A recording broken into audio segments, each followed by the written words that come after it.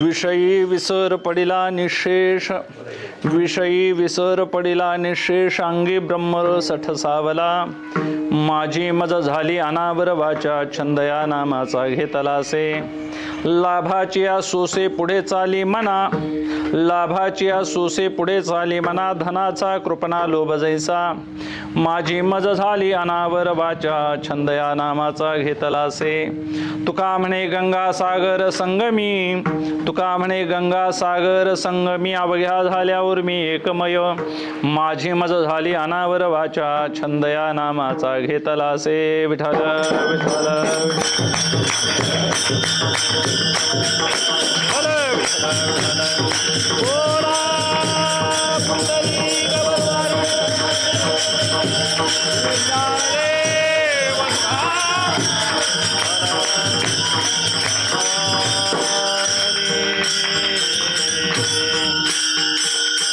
पांडुरंगा करो प्रथम मन मन दुसरे चरण संतांच्या, त्यांच्या कृपादाने कथेचा विस्तारू बाबाजी सद्गुरु दास तुका. आजची एक दिवसीय सप्ताहाची, जुन्या काळामध्ये 3 दिवस व्हायचा.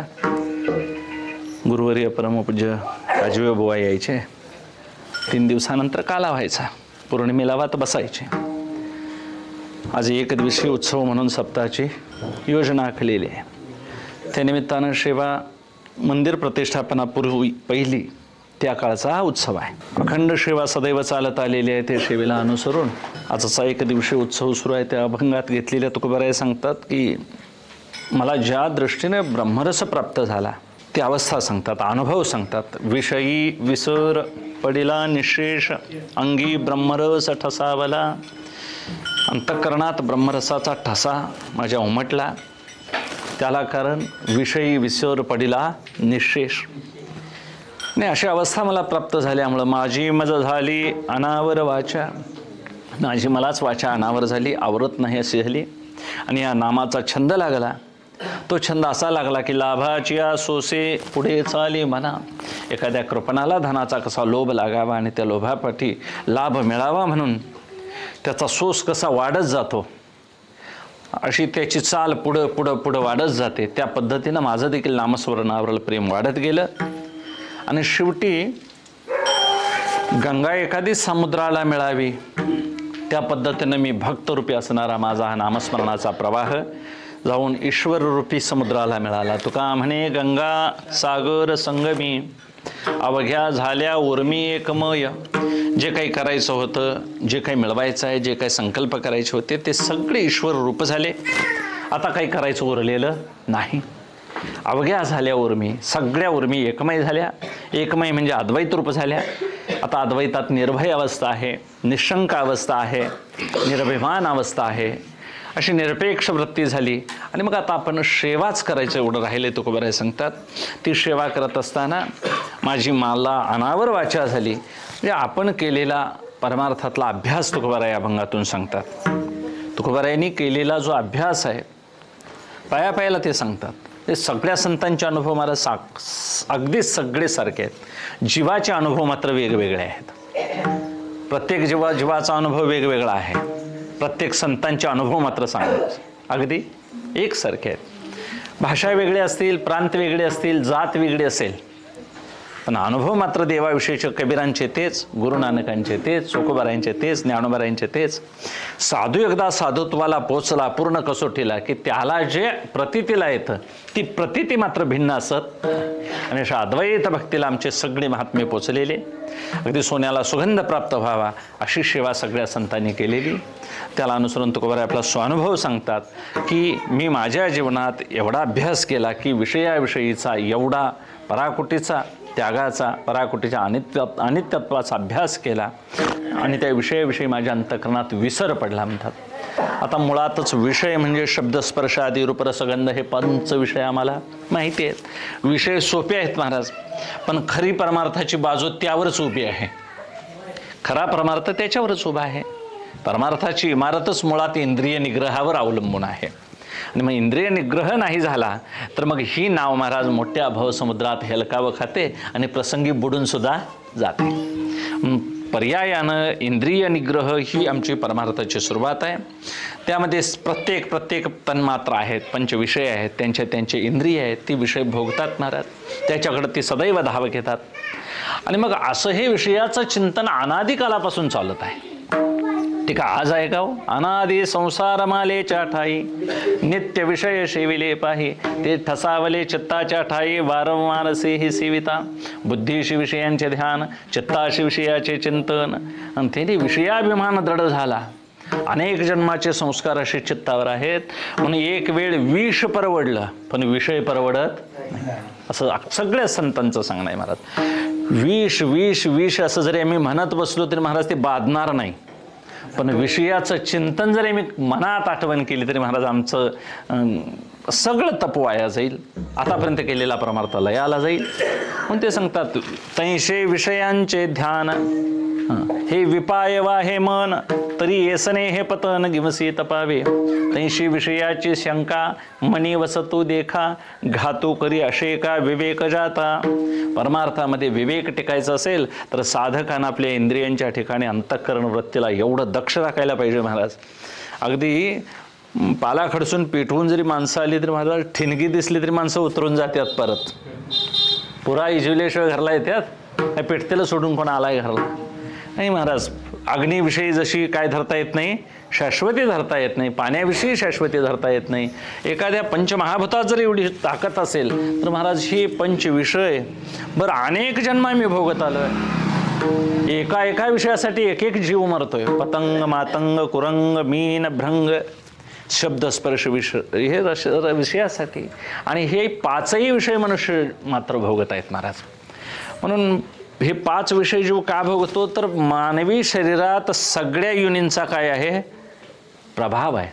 आम्ही तुम्ही सगळ्या योनी फिरून इकडं आलोय. एक योनी कोटी कोटी फेरा, मनुष्य देह वारा. म्हणून माणसाच्या जीवनात मांजराचा संस्कार आहेत, कुत्र्याचा संस्कार आहेत, जनावराचा संस्कार आहेत. आणि जास्त योनी ह्या भोग योनीचे संस्कार असल्यामुळं आम्हाला फक्त आहार निद्रा भय आणि माहीत, याच्या पलीकडे काहीही सुचत नाही महाराज. नुसत्या भोगयोनीचे संस्कार असतील आम्हाला, तर मानवी शरीराला आल्यानंतर थोडासा त्यागाचा संस्कार का बरं असू नये. तुकोबराय सांगतात, विषय ओढी भुलले जीव जीव, विषय ओढी भुलले जीव,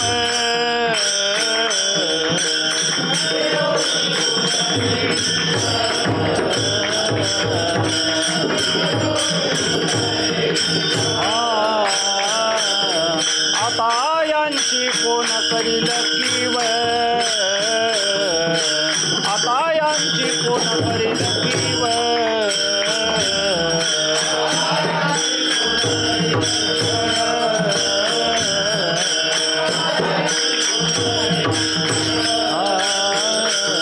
नुपजे नारायणी भाव, नुपजे नारायणी भाव,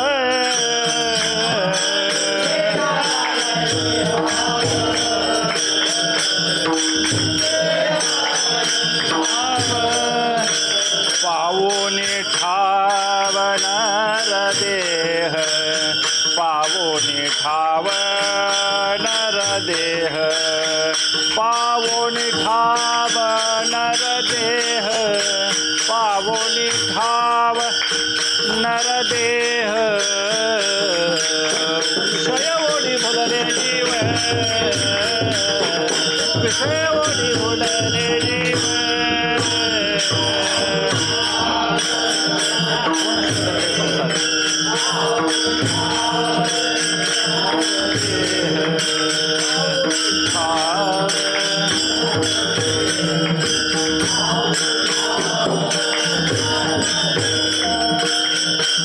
कोण सुख धरिले संसारी,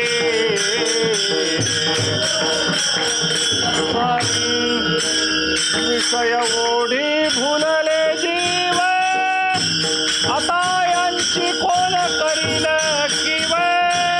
नुपजे नारायणी भाव, पावोनी ठाव नर देह.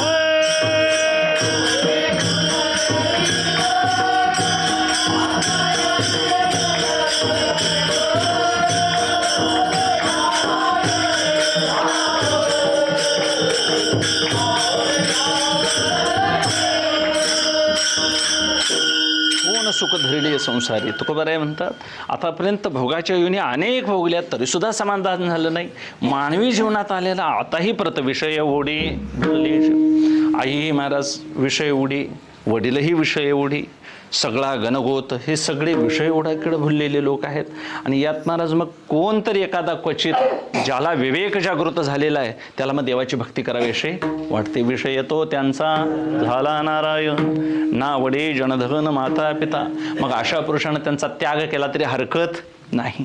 म्हणून प्रत्येक जण महाराज आपापल्या विषयाकडेच जन्मा आली वाया गेली, भक्ती नाही केली, माझे माझे म्हणून या गुंतुनिया मेली. मग यात आई तशी असेल तर मोडते महाराज, वडीलही तसा मोडतो, भाऊही तसाच मोडतो. कोणाची कळकळ करायची गरज नाही महाराज. जन्मभर माझं माझं म्हणत जी मेली माणसं ती काय परमार्थाला जन्माला आली असं वाटतंय. म्हणून आपण आपली आई जरी असली तरी महाराज तिचा फार मोहान काय धोरणे एवढं अंतःकरणपूर्वक त्याचं स्मरण करू नये. माय बापे जरी सरपिन की बोखा त्यांच्या सुखासंगे नपवे बाळ.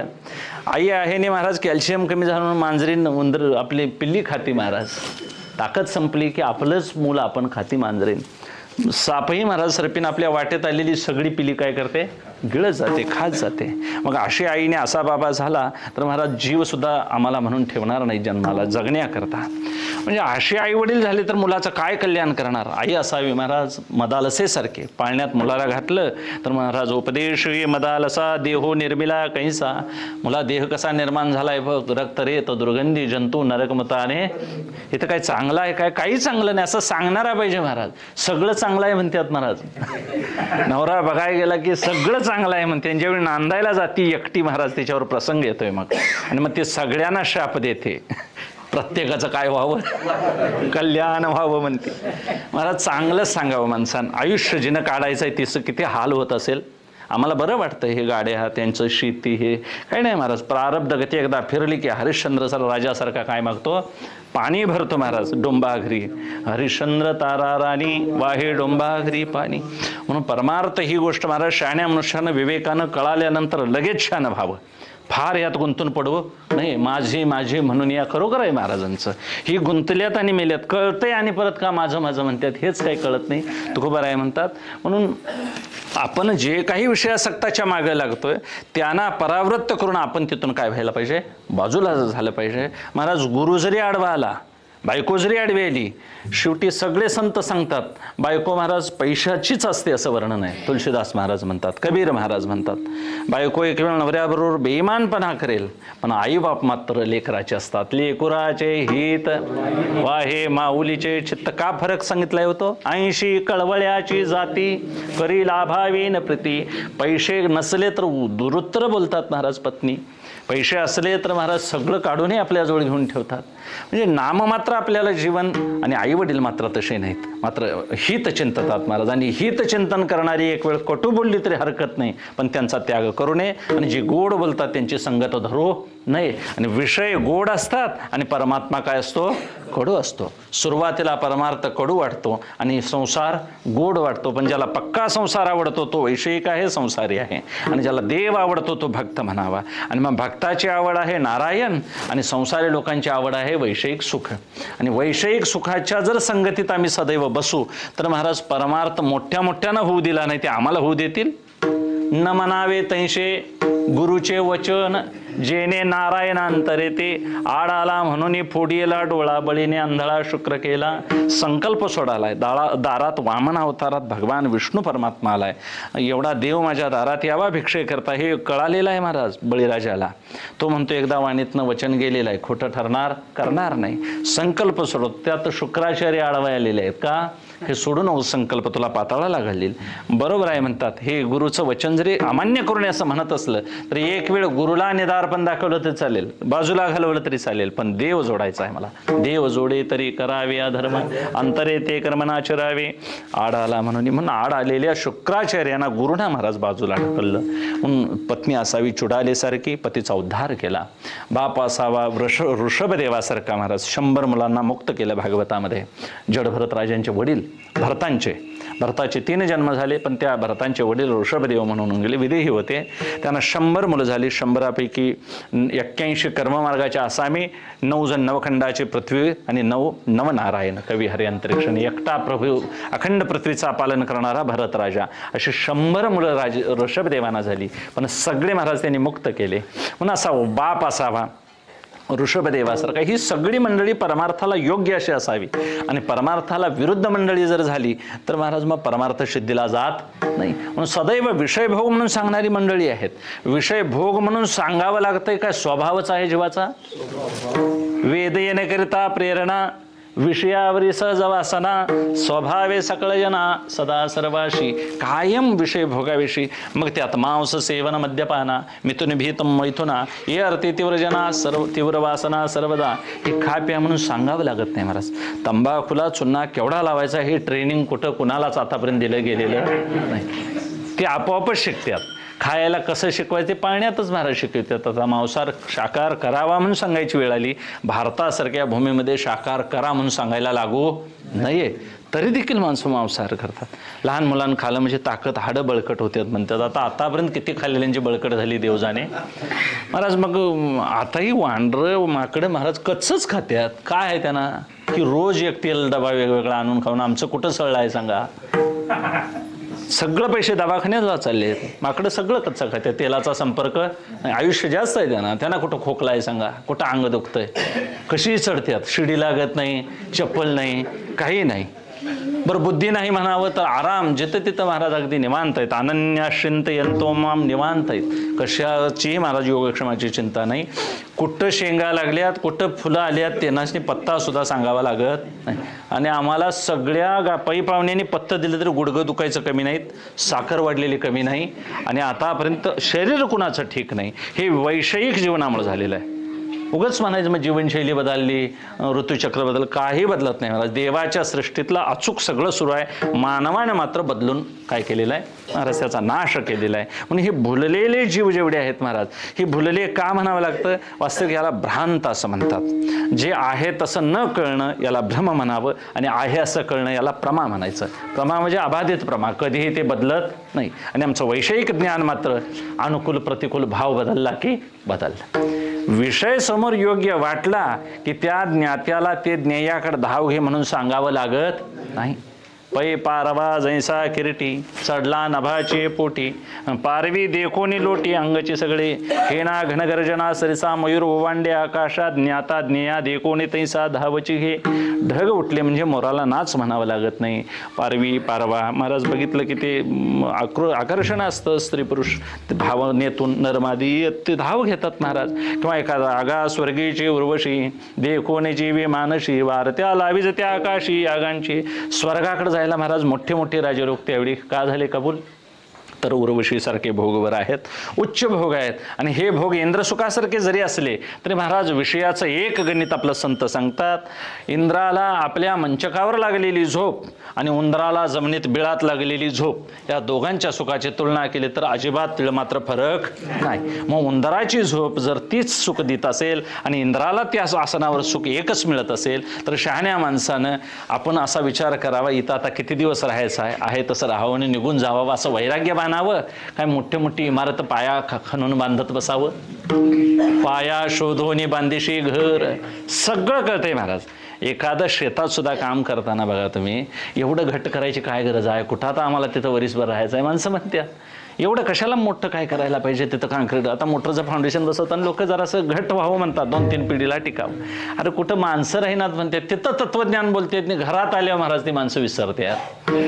एखाद्याला दहन करायला गेली तर ते तत्वज्ञान बोलतात आणि घरात आल्यावर विसरतात. याचं कारण काय? विस्मरण ही परमार्थाची हानी आहे महाराज. विसरली तया थोर झाली. आणि ह्या विसराला महाराज खरा ज्याचा विसर व्हायला पाहिजे तो विसर होत नाही, आणि ज्याचा आठव व्हायला पाहिजे त्याचा होत नाही.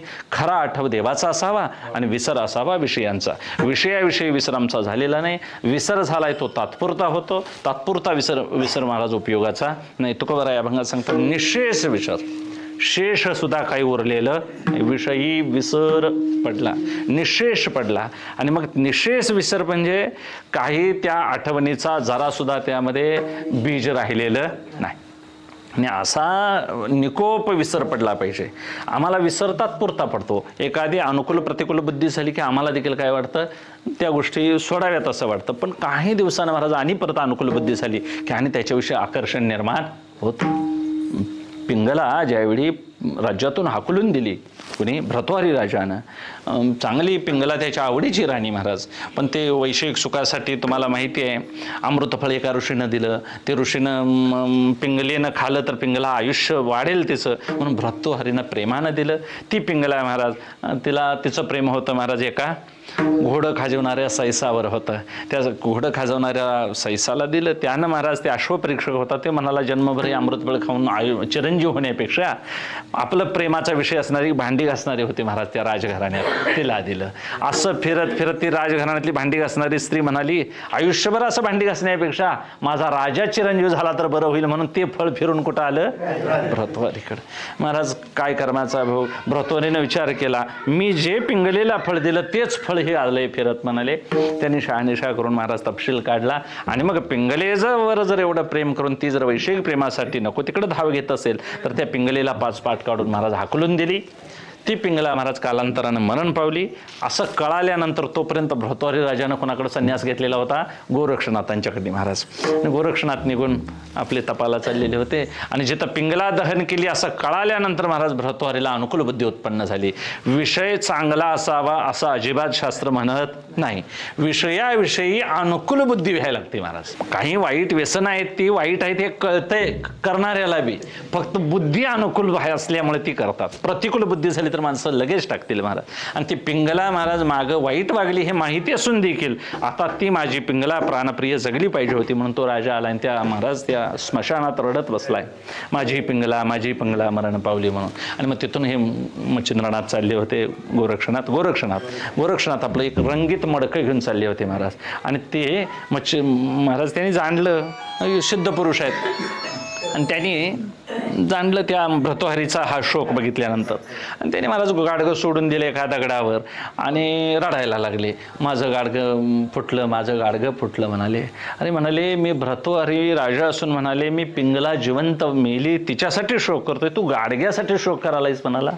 नाही म्हणाला महाराज, माझं गाडगं हे असलं गाडगं त्रिभुवनात देखील नव्हतं. एवढं देखणं आणि चांगलं गाडगं होतं. कितीतरी माझ्या वर्ष त्यानं सहवास केला आणि मला असलं गाडगं परत, अरे अशी कोट्यावधी गाडगे तुला करून देतो म्हणाले. मग मी तुला अशा कोट्यावधी पिंगला काढून दाखवतो म्हणाले. आहे काय बघ म्हणाले, माझ्या मागे यायचं कबूल करशील काय? तर म्हणाले महाराज तुमच्या बोलण्यात जरा तथ्य दिसतंय बघूया म्हणाले. आणि महाराज योग सामर्थ्यानं कमंडलूतनं पाणी टाकल्यावर अशा हजारो पिंगला महाराज स्वर्गगतीला जाताना दिसल्या. आणि मग भर्तृहरी भानावर आला. मला सांगा, ज्या राणीला नाकखान महाराज किंवा विद्रूप करून पाठवली होती त्या पिंगळेविषयी तिचा अनुकूल ज्यावेळी भाव उत्पन्न झाला त्यावेळी नको असलेली पिंगला सुद्धा आवडली महाराज. मग याला वयाचा, कालाचा, देशाचा, अवस्थेचा कसाही विचार नाही. म्हणून विषय सुख हे अवस्था, देश, काल यानं बदलणार आहे सदैव. परमात्मा मात्र बदलत नाही. म्हणून आवडीचा विषय परमात्मा ठेवला संतांनी. आणि तीच आवड तुकोबाराय सांगतात, अंगी ब्रह्मरस ठसावला. मग विषयाविषयीचा विशेष निशेष विसर पडला की इकडं ब्रह्मरस अंगात ठसावतो. आणि ब्रह्मरस ठसवल्यानंतर मात्र अजिबात विषय आवडत नाही. असा एक कार्यकारण भाव तुकोबारायांनी सांगितला. त्याच्यापुढे ते म्हणतात, ह्यामुळं मला अनावर वाचा झाली. वास्तविक नामस्मरणाच्या बळावरच ही त्यांनी काय मिळवलेली आहे, उंची गाठलेली आहे. मुळातच विषय टाकण्यासारखं आमच्याजवळ वैराग्य नसल्यामुळं आम्ही त्यामध्ये वावरत आहोत. तेवढं पराकुटीचं आमच्याजवळ वैराग्य नाही. अगदी चांगदेव महाराज सुद्धा आपल्या अभंगात सांगतात, इंद्रा पडली भगे चंद्र झाला काळा, इंद्रा पडली भगे चंद्र झाला काळा, झाला काळा, इंद्रा पडली भगे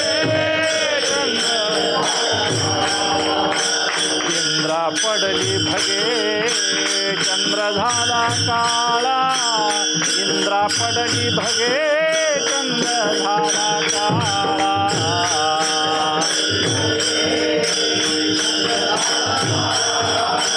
इंद्रा पडली भगे चंद्र झाला काळा. नारद चुकला चाळा भजन भजनाचा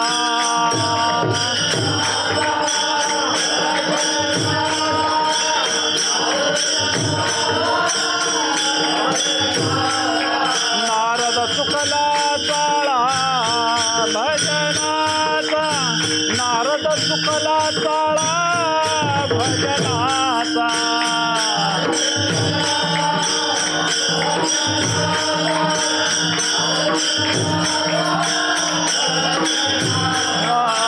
इंद्रा पडली भगे चंद्र झाला काळा इंद्रा पडली भगे चंद्र झाला काळा इंद्रा पडली भगे चंद्र झाला काळा इंद्रा पडली भगे चंद्र झाला काळा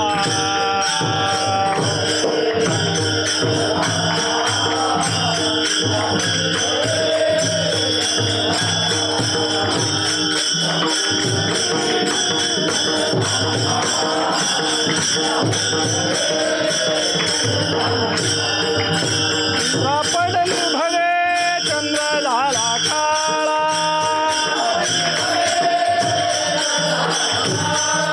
इंद्रा पडली भगे चंद्र झाला काळा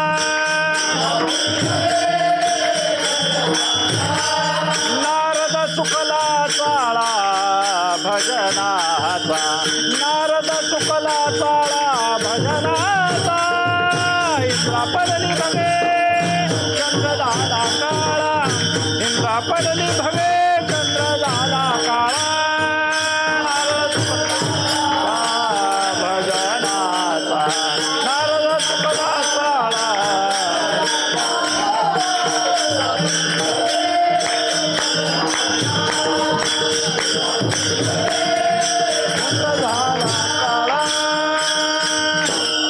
अहिल्या देवीसाठी महाराज अहिल्या सतीसाठी महाराज इंद्रानं अभिलाषा धरली.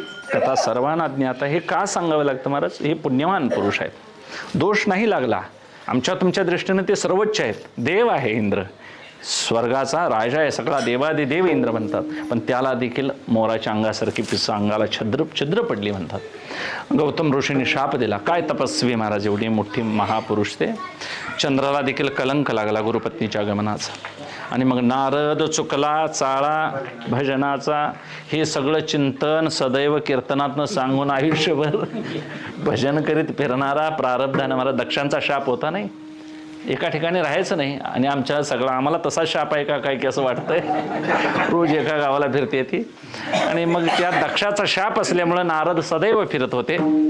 मग त्या नारदांना देखील महाराज एवढं चिंतन असून नारद सुस्वरे मंजुळ गीत गाय संगे चालत आहे मार्गे चालत आहे सवे हरी हरी परमात्मा रोज फिरत होते मागे पुढे उभा. अशा नारदांना देखील एक दिवस हरीची माया पाहायची इच्छा झाली.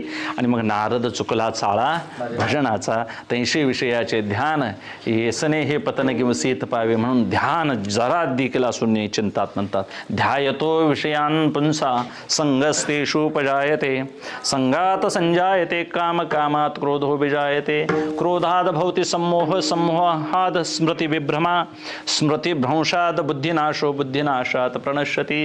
बुद्धीचा नाश फार वेळ लागत नाही महाराज. म्हणून फार विषयाचं चिंतन आलं की आपण अशी प्रवृत्ती विषयाची सोडून नामस्मरणाची वाढवायला पाहिजे.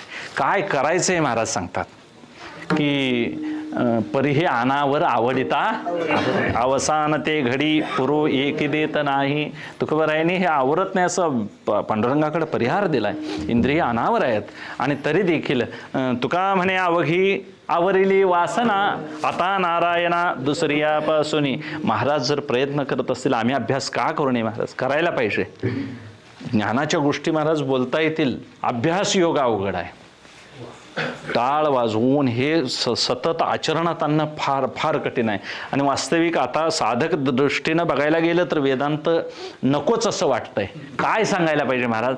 पायाभूत पहिलं अंकल्पी पुरापाठ पाडेपाठ करून घ्यायला पाहिजेत, बाराखडी पुरापाठ करून घ्यायला पाहिजे, सगळं चोख करून घ्यायला. उगाच इंग्रजीचा अभ्यास केला म्हणजे मोठं होतात असं नाही महाराज. ती असेल भाषा सार्वजनीन लोकांच्यासाठी असेल, पण आपल्या सामान्य वारकऱ्यांनी महाराज इंद्रिय निग्रहासाठी महाराज ही आमची गुरु सुकल्पम कर्णधार गुरु जरी असला तरी इंद्रिय जर साधकाचा नसेल तर काय उपयोग आहे महाराज. म्हणून साधकांच्यासाठी माऊली ज्ञानोबा आहेत, पण साधकांना मात्र एवढा जबाबदारीनं परमार्थ केला पाहिजे. म्हणून विषयांच्या विषयीचा एक प्रवृत्ती अशी केली पाहिजे की विषय हे अनित्य आहेत हे ज्ञानानं जाणून घ्यायला पाहिजे. ते क्षय आणि अतिशय या दोषानं युक्त आहेत. काही कालानं हे विषय जातील, काही कालानं धन दारा पुत्रमास महाराज ज्या निमित्तावर हे विषय आधारित आहेत ते निमित्त जर नाशिवंत असतील तर ते सुख कसं असेल, अविनाशी असेल, नाशिवंत आहे. आम्हाला एखाद्या जनावरानं दूध चांगलं दिलं तर आम्हाला किती आनंद होतोय, पण मस काय महाराज 1000 वर्ष जगणार आहे आणि आम्ही तरी 1000 वर्ष जगणार आहे काय. आनंदाचे अनुकार आहेत छोटे छोटे छोटे महाराज. आई यायची म्हणून माणसं कष्ट घेतात, किती बघितलं किती आनंद. लग्न असेल पुढं तर महाराज किती राबतात माणसं, आणि त्या लग्नातून आणि शेवटी महाराज पुढं काय व्हायचं आणि तो त्रास होतोय. ह्या गोष्टी अनावर असलेल्या चक्र फिरत आहे महाराज सुखदुःखाचं. हे या विषयाच्या अभिलाषानं माणसाशी सदैव भ्रमत आहेत. पुढं पुढं जात असताना देखील याचा विचार केला नाही. हे अनित्य विषय आहेत. भोगणारा भोगताही एक वेळ संपेल. पुढं भोग आहेत तेही महाराज त्यातही काहीतरी अनुकूल प्रतिकूल भाव तयार होईल. आणि मग असा भोग्य भोगता यांचा सदैव असं रेसकोर्सच्या घोड्यावानी महाराज काय लागलेले, शर्यतच लागलेले. पुढं काय असा जीव धावत चाललेला आहे. म्हणून विषय अनित्य आहेत हे ज्ञानानं कळवून तरी घ्यायला पाहिजे. नाहीतर महाराज नामस्मरणाच्या सपाट्यानं वैराग्य उत्पन्न झाल्यानंतर आपण काय करायला पाहिजे, त्याचा त्याग तरी झाला पाहिजे. म्हणून वैराग्यानंच त्याग होईल विषयांचा. नाहीतर मग असं विचारपूर्वक घर बसून महाराज ठाई बैसोनी एकचित्त करावं लागेल. महाराज आहारात सुख नाही, नुसतं खालं म्हणजे आनंद वाटतो एकेकांना, नुसती निद्रा म्हणजे एकेकांना आनंद वाटतो, नुसता भोग म्हणजे एकेकांना आनंद वाटतो. एकेका विषयासाठी एक एक जीव, आणि सगळ्या विषयांचे संस्कार आमच्यात असतील तर आम्ही पंचविषय त्याग करायला पाहिजे. कारण मागं भोगून आम्ही आलेलो आहे. आता मात्र आम्ही हे सोडून नारायण परमात्म्याचं सेवन केलं पाहिजे. असं वैराग्य का होत नाही, तर ते विषय टाकताना जो साधकाला त्रास होतोय तो फार अवघड आहे. म्हणून जय सारसा ही विगडता होय ओहावनी वत्स काढिता न भनंगो दवडिता भानयावरुणी पै माये पुढोनी बाळक काळे नेता एकुलते एक होय का उदक तुटता मिना तैशे विषयांचे घर इंद्रिया सांडिता थोर युगांतो होय ते वीर विराग साहती. कारण ही इंद्रिये या जीवात्म्याला शरीर रूपाने मिळालेली आहेत. यात महाराज आतून संकल्प होतात. संकल्पासारखं महाराज मन बाहेर येतं, इंद्रियांना संकल्प दाखवतं, विषय डोळे दाखवतात, डोळ्याद्वारे आत जातात. आत अंतःकरण काय होतं, मात्रा स्पर्श असतो कोणतेय. नुसतं चांगलंच बघावं असं नाही महाराज. त्यात भ्यासूर सुरेख रूपाचे, त्यात संतोष खेदाला कारण करणारे, रागद्वेष वाढवणारे द्विविध रस वेगवेगळे आहेत महाराज. देखे शब्दाची व्याप्ती निंदा आणि स्तुती. एकच जीभ महाराज एखाद्याची निंदा करते माणसाची, त्यावेळी त्याला राग येतो. स्तुती करते त्यावेळी त्याला आनंद वाटतो. कोणत्याही आईला तुमचं मुलं फार हुशार आहे म्हटलं की महाराज चहा पिल्याशिवाय ती सोडत नाही. तुमच्या मुलाला शिवी देऊन बघा, घराजवळ जायची तिथनं गेला तर शिव्या दिले खरंच ती सोडणार नाही. मग चहा देणारी तीच आई दुसऱ्या दिवशी तुम्हाला काय देते, शिव्या देते. याचा अर्थ काय, एका शब्दात एवढं सामर्थ्य आहे, एका रसात एवढं सामर्थ्य आहे. म्हणजे जिभेत बोलते ही जीभ आणि रसही घेते. एका इंद्रियात एवढं सामर्थ्य ठेवलं आहे. नुसत्या त्वचेत एवढं सामर्थ्य आहे महाराज. आणि मग एका वैषयिक सुखासाठी महाराज त्वचेला त्वचा काय सुख आहे महाराज, तेवढ्यासाठी इंद्रा पडली भगे चंद्र झाला काळा. ह्या शहाण्या मनुष्यांची जर ही गत व्हावी, विश्वामित्रांची ही गत व्हावी, तर मग आमची काय गत होईल. तुकोबाराय सांगतात हे विषय सोडताना जो त्रास होतोय तो त्रास फार. म्हणून सारसा ही विघडता. सामान्य उदाहरणं देत गेले. 2 सारस नावाचे पक्षी, चक्रवाक म्हणा, नदीच्या अलीकडे पलीकडे एक आहे असं समजा, आणि मग त्यांना काय होते, नुसती एकमेकाला पूजन केल्यानंतर हाळी मिळते, हाक मिळते, पण त्यांचं मात्र रात्रभर एकमेकांना दर्शन होत नाही, भेटही होत नाही. तोपर्यंत सूर्योदय होतो. विघडिता, विघड कायमपणे त्यांचा विघड पडलेला आहे, कधी त्यांचा संयोग झालेला नाही. म्हणून होय ओहावनी वत्स काढिता, तिथं विघड आहे परिपूर्ण, संयोग नाही. आवाज ऐकू येतोय. इथं वासराची गोष्ट अशी सांगतात ज्ञानोबाराया की वासराशिवाय गाय दूध देत नाही, पण खुट्ट्याचं सोडून गायीच्या कासेला नेई तोपर्यंत, चूळ तोंडात अर्धी आली नाही तोपर्यंत मालक काय करतोय हो, वासराला संपूर्ण ताकदीने मागे आणून ओढून बांधतोय. त्यावेळी तोंडात आलेली चूळ सदैव प्यायला मिळावी अशी कुणाची इच्छा आहे, वासराची इच्छा. दूध वासरासाठी आहे का मालकासाठी आहे, पण वास्तविक वासराची त्यावर हक्क अधिकार असताना तो मालक तिलक ओढून बांधतोय, त्यावेळी ते वासरू महाराज तुमच्या घरातल्या सगळ्या लोकांना शुभम करोती कल्याणम आरोग्यम धनसंपदा असा आशीर्वाद देत असेल. तुमच्या घराण्यात हिरामन बनकर, हरिश्चंद्र बिराजदार, युवराज सतपाल असं पैलवान जन्माला यावं असा आशीर्वाद दिल काय? शाप देत असेल महाराज, त्याच्यासाठी दूध आहे ते महाराज. दूध नाही काढलं तरी गाईंचं काही बिघडत नाही. जंगलातल्या गाई तशाच आहेत, त्यांचं कोण दूध काढतंय? आणि दूध हे पूर्णान्न म्हणून शास्त्रानं मान्य केलं असलं तर बिना दुधाशिवाय जगणारे लोक पुष्कळ आहेत. नाही असं नाही. म्हणून काय सगळ्याच गोष्टी शाकाहार म्हणून सगळंच खावावं असं कुठं लिहिलेलं? म्हणून ते वासरू महाराज तोंडात चूळ आहे, त्यांना चक्रवाकांना भेट नाही, नुसत्या आवाजावर आनंद आहे त्यांना. याला तोंडात चूळ आहे आनंद. आता ते धार काढून किटली निहिस्त्र का महाराज वासरू कोणाकडे बघतोय? गाईकडे बघते. आता सोडतोय का काय? की आता पुरा दूध काढून घेतल्यावर काय त्या वासरान प्यायचं सांगा त्यातलं? तरी देखील ते डोसण्या मारते. मग त्या आमच्या जवारी गाईशने एक देवानं सेवा सोय केलेली आहे महाराज. तिच्यासाठी एक शेवटचा चोरटा पान्ना कासना ती सोडते. त्याच्यासाठी एक 100-200 मिली दूध प्रत्येक थानातून निघते. अर्धा लिटर दूध जर वासरू सोडलं तर जवारी गाईला निघतं महाराज. वशिंड असणारी कोणतीही गाय तुम्ही कितीही दूध काढा मालकानं, पण वासरासाठी परत ते दूध चोरून ठेवते. त्याला म्हणा 80 कळवळ्याची जाती. बिन वशिंडाची काय करायची महाराज? सगळं मालकाला देऊन आजारी पडणारी. म्हणून ही कळवळ्याची जातली कुराचे हित वाहे माऊलीची चित. आईची माया खरोखरच महाराज संपणार नाही. आई कुरी असो, वाकडी असो, काही असो, गतप्राण गेलेली असो, आठवण काढली तरी जीवाला पोट भरत आहे महाराज. ही आईची माया आहे. म्हणून मायेत एवढं सामर्थ्य आहे. आणि इतर लौकिक स्त्रिया, लौकिक महाराज आपली नाती त्या योग्यतेची असत नाहीत. म्हणून संतांच्या विषयी तुकोबारा एवढं वर्णन लिहितात. निर्विषय ज्यांचं प्रेम आहे ते आई वडील आहेत. निर्विषय ज्यांचं प्रेम आहे ते संतांनी देव आहेत. पण त्यांच्यात अजिबात काय नाही, भेद नाही. आणि असा अभेद विषय जिथं आहे तिथं भेद आहे, आणि जिथं परमात्मा आहे तिथं अभेद आहे. म्हणून विषयाचं एवढा त्याग करत असताना त्या वासराला जसा महाराज दुःख होतं आपल्याला मिळणारा विषय सोडताना, तसं जीवाला आपल्या आवडीचा विषय टाकताना त्रास होतोय. याच्या पलीकडलं उदाहरण उत्तरोत्तर वाढ देतात. पै माये पडोनी बाळक काळे नेता एकुलते एक. एखाद्या आईचं एकुलतं एक मुलगा काळाना न्यावा. काय तिला अवस्था होती, तिला काय समजावून सांगता येत नाही, तिला परत तिची भर करता येत नाही त्या मुलाची. काय तिच्या पदरात टाकावं की त्या मुलाच्या दुःखाविषयी ती उत्तीर्ण होईल? नाही महाराज, फार त्रास आहे. आणि असलं दुःख विषय त्याग करत असताना जीवाला होतंय. त्याच्या पुढं ते सांगतात की होय का उदक तोटता मिना. निदान आई मूल वारलं तर राहील तरी महाराज 4 पुढं 10-15 वर्ष काय तिचा प्रारब्ध असेल तेवढं ती जगेल. पण पाण्यातनं मासा जर महाराज जर तुम्ही काढून नेला असा तर घरापर्यंत राहायचो का? जगतोय का? काढले वेळीच धडपडून. होय का उदक तुटता मीना. मीन पाण्यातून काढल्या तटतो. तसा एक जीवाचा एक विषय सोडताना एवढा काय होतोय? त्रास होतोय जीवाला. आणि हा त्रास सहन करण्याचं सामर्थ्य युगांत होय ते वीर विराग साहती. वितराग पुरुष, वैराग्यवान पुरुषच याचा त्याग करू शकतो महाराज. आमच्यासारखे भोगी जीव याचा त्याग करू शकत नाही. 2 तासानंतर जेवण आहे हो. 1.5 तास झालं की कीर्तनाकडलं लक्ष आमचं कुठं लागतंय? जेवणाकडे लागतंय. उत्तरोत्तर आमचं महाराज भोगाकडे चित्त होतंय. सुरुवातीला त्याग असतोय, पण आस्ते आस्ते आस्ते आस्ते त्यागावरलं प्रेम गडूळ होत कुठं जातंय? भोगाकडे जातंय. तसे 300 भोगा तो निघता चित्त मज माझी रिगता. हळूहळू पंडुसुता मीच होईल. भोगातनं चित्त आस्ते आस्ते काढले तर नारायण परमात्मा होईल.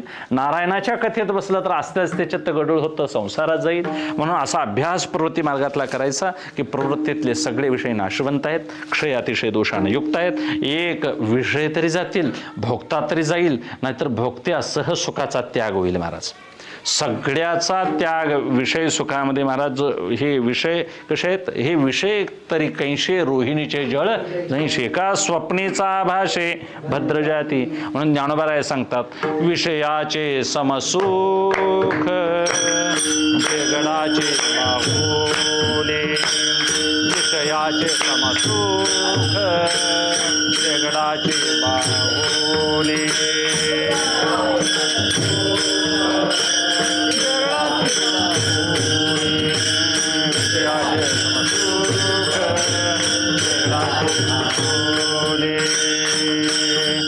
अभ्राची सावली जाईल रया जाईल रया जाईल रया. अभ्राची सावली जाईल रया जाईल रया जाईल रया. अभ्राची सावली जाईल रया जाईल रया जाईल रया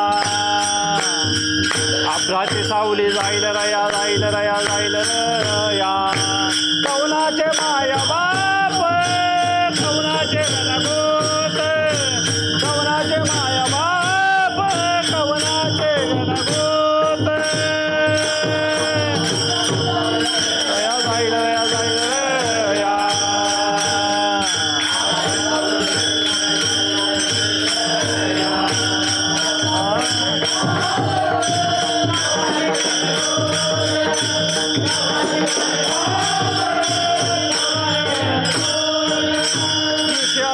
सुख सुख बेगडाची बाहुली दुसऱ्याचे समसुख बेगडाची बाहुली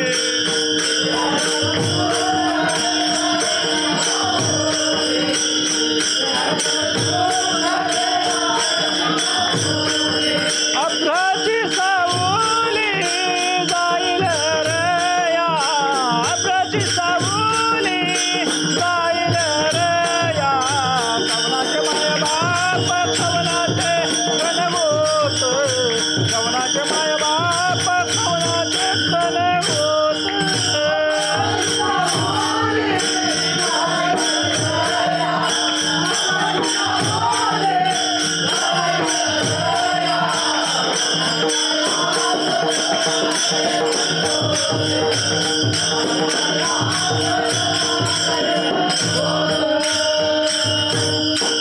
वैराग्यवान पुरुषालाच महाराज कळून येते विषयाचे समसुख बेगडाची बाहुली रंगीत बाहुली महाराज तिचे रंग राहणार नाही ती बाहुलीही शेवटी राहणार नाही विषयाचं हे सुख आहे अनित्य आहे म्हणून पार्था तू याचा काय कर झने त्याग करून टाक कारण ही सगळी मंडळी तुम्ही ज्याला लौकिक सुख म्हणता तेही आपण जीवाजीवाचं सुखही तसंच आहे महाराज मी तुझा फार काय करतोय लोभ धरतोय मी माझं तुझ्यावर फार प्रेम आहे या सगळ्या गोष्टी अशाच आहेत महाराज ज्या अर्थी तुम्ही एखाद्या जडाविषयी प्रेम धरता तसं जीवाविषयी धरायचं जीव जड आणि इतर सगळ्या गोष्टी सोडल्या तर एक परमात्माने संत सोडले तर महाराज जीवाचं कल्याण करणारे कोणी नाहीत म्हणून लौकिकातली सुख कशी आहेत महाराज फायद्यात तोट्यात बघणारे आहेत स्वार्थाची सुख आहेत महाराज संगमनेर भागातल्या लोकांनी काय केलं बिड्या बांधायचे कारखाने काढले तिथल्या लोकांनी बिड्या बांधून बंगलं बांधलं शेती घेतली मोठी झाली महाराज आणि मराठवाड्यातल्या आणि आमच्या कोल्हापूर जिल्ह्यातल्या लोकांनी बिड्या ओढून काय केली रानं इकली महाराज दारू काढणाऱ्या कंपन्या मोठ्या झाल्या तिन्ही महाराज अनेक परदेशात रानं घेतली जागे घेतलं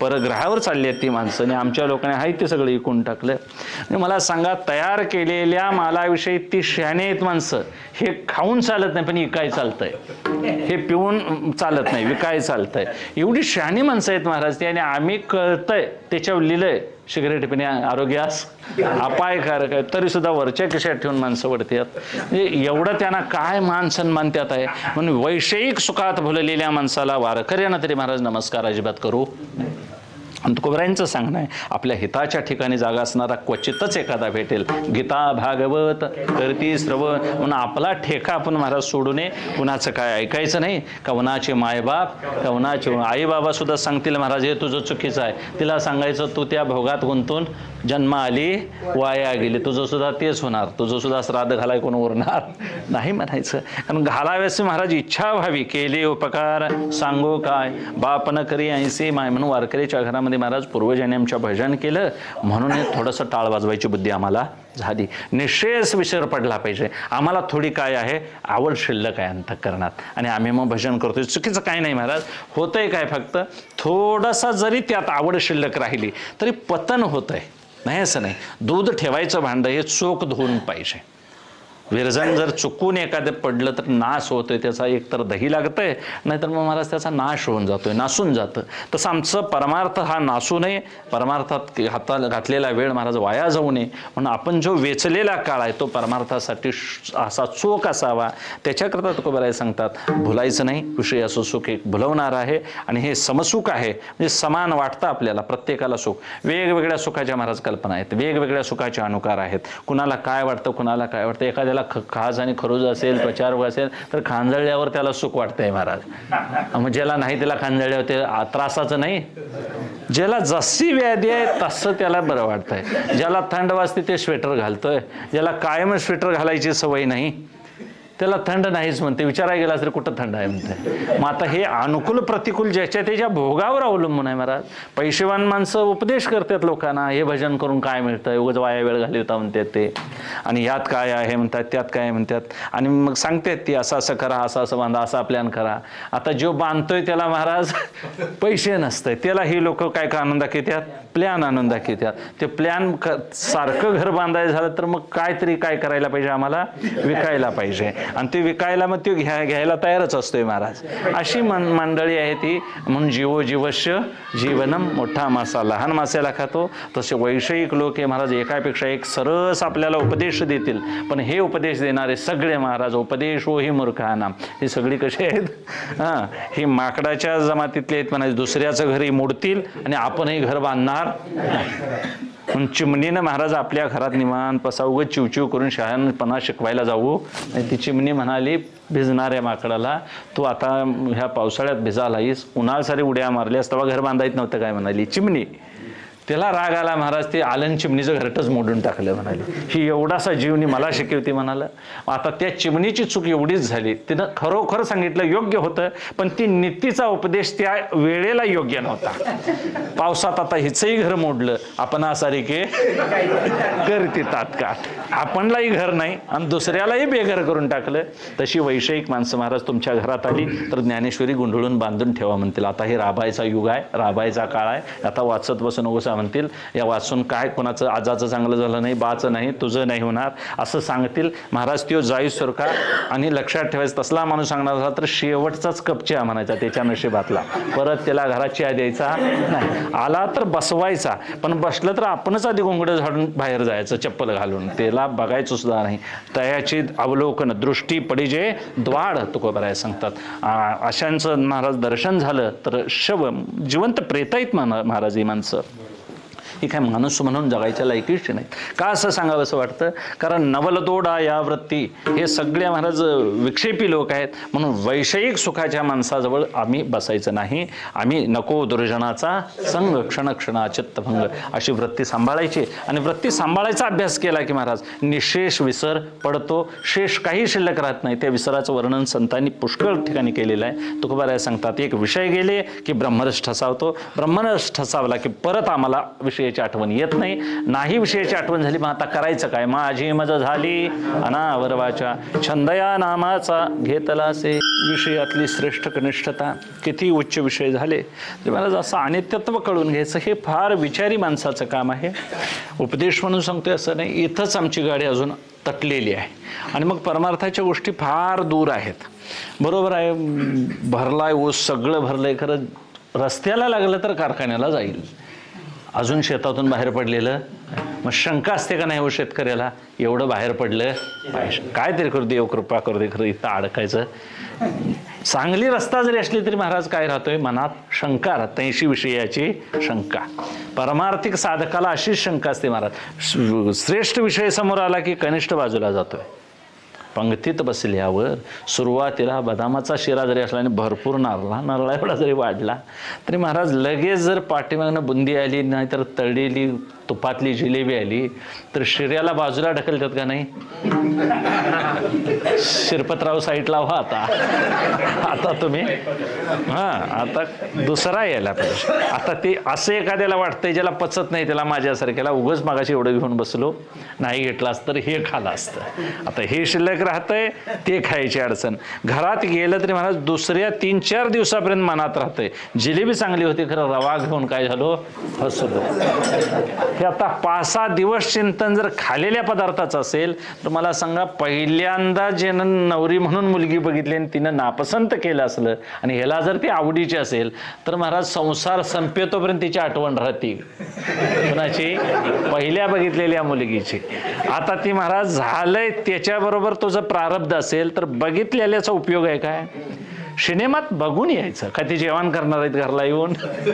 सिनेमातल्या स्त्रिया ह्या नाच गाण्याच्या, त्या संसार करणाऱ्या आहेत, त्यातलं त्यांना येत नाही. संसार हा महाराज अगदी समानशील माणसाबरोबर करायचा आहे. आम्हाला काय ते दिसतंय तसे काही विषय दिसतात, दिसणारे विषय पाहिजे तसे असत नाही. म्हणून विसर पडत असतो का महाराज, काहीतरी असा समोर प्रारब्धाने विषय समोर येतो. शृंगी ऋषीनं स्त्रियाच बघितलेल्या नव्हत्या, त्याला महाराज फसवून इंद्रानं अप्सरा पाठवून आणून दिलं का नाही? ज्यानं महाराज यज्ञ केल्याबरोबर यज्ञ पुरुष उभा राहिला अशा मनुष्याचं दशरथ राजानं लग्नच लावून दिलं. ज्याच्याबरोबर देव साक्षात उभा करायचं सामर्थ्य आहे त्याला एका स्त्रीकडून फसवलं गेलं. एवढं शृंगी ऋषीचं सामर्थ्य कुठं लोप पावलं, विश्वामित्राचं सामर्थ्य कुठं लोप पावलं सांगा. म्हणजे सांगायचा हेतू इतका की एवढे तपोनिधी महापुरुष जर सौभरी ऋषींनी मच्छमयीतून पाहिलं महाराज, त्याच्यामुळे त्यांचा काय झाला, पतन झालं त्यांचं. एवढ्या मोठ्या मोठ्या ऋषीमुनींना जर हा कामक्रोधादी विकारावर विजय मिळवता आले नाहीत तर विषय सामान्य नाहीत महाराज. विषय हे स्वप्नीचा आभास आहे, भद्र जाती विषय असतात भ्रामक, पण जीव इतका त्यामध्ये भुलून राहतो किती वेळ गेला ते कळत. मोबाईल बघत बसताय शहाणी माणसं 2 तास 3 तास किती गेला कळत नाही. आणि चांगलं काम करायला 1 मिनिट जरी कष्ट घेतलं तरी आम्ही लय काम केलं असा त्या त्रास होतोय माणसाला. जी चांगली गोष्ट आहे तिथं वेळ निघत नाही आणि नको तिथं जास्त वेळ जातो. याचं कारण पाप आहे. म्हणून विसर पडण्याकरता काहीतरी छंद दुसरा लावून घेतला पाहिजे. विना आलंबनाशिवाय मन राहू शकत नाही. म्हणून छंद या नामाचा घेतला असे. एकतर छंद नामाचा घेतला तर ब्रह्मरस प्राप्त होईल, ब्रह्मरस प्राप्त झाला तर विकार निघून जातील. इकडनं काहीतरी भरायला नको तर तिकडल्या बाजून ते डायलिसिस सारखं काय होय, अंतःकरणात तिकडे काहीतरी भरायला पाहिजे. तर तुका म्हणे देह भरिला काम क्रोधे केले. आधीचा कचरा जाण्यासाठी पहिली गार भरून न्याय नको, काडी कचरा भरून न्यायचा, नवीन काहीतरी आम्हाला बदल करून शेण टाकता येईल, त्यामध्ये चांगलं करता येईल आपल्याला व्यवस्था. तसं आम्हाला अंतःकरणातून जाण्याकरता विसर पडला पाहिजे. आता तो विसर झोपेतही पडतोय. झोपेतला विसर महाराज 8वा सह आहे का नाही हो, पुढं त्याच्या 8वाचं बीज आहे. पण झोपेत मात्र विसर पडलेल्या वेळी आठव नाही आणि आठव झाला की विसर नाही. झोपेत सगळ्या विषयांची विस्मृती आहे, विस्मृती आहे त्यावेळी विषयाची आठवण नाही. मग हा विसर अपेक्षित आहे महाराजांना काय निशेष विसर पाहिजे? मग आता झोपलेल्या वेळी आम्हाला सुद्धा महाराज एखादा रोगी पुरुष झोपला आणि त्याला त्या दुखणं किंवा कळ त्याची तीव्रता त्याला कळत नाही, याचा अर्थ झोपलेल्या वेळी रोग गेला म्हणायचा काय? रोगी नुसता झोपलाय असं समजायचं मी? रोग गेलेला नाही, रोगासह रोगी काय झालाय, अज्ञानात लीन झालेला अंतःकरण. आता त्याचा विसर त्याला पडलेला आहे, पण जागा झाल्यावर आणि काय होतंय, दुखणं सुरू होतंय त्याचं. आता असा विसर जर अपेक्षित ठेवला आम्ही तर मग रोज आम्ही भजन करतोय, विषयाचा विसर भजनाचा विसर पडतोय आणि परत जागे झाल्यावर आणि परत हे चक्र सुरू होतंय. असा विसर अपेक्षित नाही. बरं एखाद्या अंमली पदार्थ प्यालं, नशा केली तरी महाराज काय पडतो, भुलली असे नाही देहाचा आठव, धोतऱ्याने भाव पालटिला. एखाद्या नशा केली तर महाराज तेवढ्यापुरती ती बेशुद्ध होत्यात, विसर पडतोय त्यांना. इतका विसर पडतोय की ती माणसं त्यांची ती काय करते ते त्यांचं त्यांना कळत नाही. ते म्हणतात की वीज चमकायला लागल्यावर 2 जण दारुडी गेली. ती पहिला म्हणतोय किती फोटो काढलं म्हणाला माझं, तुला दिसतंय काय? मग म्हणलं की इतकं फोटो काढल्यात मी तुला बोललोय काय म्हणतोय तो. अशी महाराज आता त्यांना त्यांच्या देहाचा सुद्धा काय नाही, भान नाही. एकमेकाला महाराज ती मारायला सुरुवात करतात. असला नशेतला विसरही. बर काही माणसांचा विसर असा असतोय, एसटीत 2 जण चढलीनी शीटासाठी बसायला भांडणं सुरू झाली. भांडणं सुरू झाल्यावर कंडक्टर बी किरकोळ होता हो, भांडणारी होती ती जराशी नेटकी. आता ह्या दोघांच्या तळ्यात ढकला ढकलीतच कंडक्टर जे मिळायचा. त्याच्यापेक्षा तो म्हणाला बाबा 4 लोकांनी उठानी यांना काय करा, तडजोड करा आणि समजवून सांगा. सांगितलं नाही महाराज. कसं तरी महाराज 1 अर्धा तासात त्यांची समजूत पटली. थोडासा राग अनावर होता, तो जरासा एकमेकाला शिव्या देत बसली आणि पुढं गार वारं लागलं महाराज आणि झोप लागली कुणाला, त्या दोघा. ती हे त्याच्या खांद्यावर मानगुट टाकून झोपलाय, ते न ह्याच्या डोक्यावर मान टाक. आता मला सांगा मगाशी जी भांडत होती त्याचा परिपूर्ण काय झाला, आता विसर झाला. आता परत जर जागी झाली तर तुझं मानगुट माझ्यावर का म्हणून जर आणि सुरू झालं तर ह्याला विस्मरण म्हणायचं का आठवण म्हणायची? विसर आहे तिथं आठवासह विसर आहे आणि विसर आठव आहे तिथं त्या विसरासह महाराज आठव आहे. आठव विसर या व्यभिचारी जरी असल्या तरी दोन्ही त्यात लीन आहेत. म्हणून आठव असा पाहिजे की 100% अगदी परिपूर्ण निशेष ज्याला म्हणतात, विस्मृतीच झाली पाहिजे, देहासह विसर पाहिजे. आणि परमार्थात देहासह विसर अपेक्षित आहे. काया वाचा मने जीवे सर्वस्वे उदार. आणि असा सगळा विसर ज्यावेळी पडेल त्यावेळी मग अंगी ब्रह्मरस ठसावला. छंद सदैव देवाच्या नामाचा घेतला तुकोबाराय सांगतात. आम्ही इतर कोणता छंद लावून घेतला नाही. नाहीतर मग आमच्या भजनाची अशी आता परिस्थिती आहे, नाम घेता आहे वैखरी आणि चित्त धावे विषयावे. स्मरणा माझी विस्मरण, कैसे होता आहे स्मरण आणि स्मरणा माझी विस्मरण.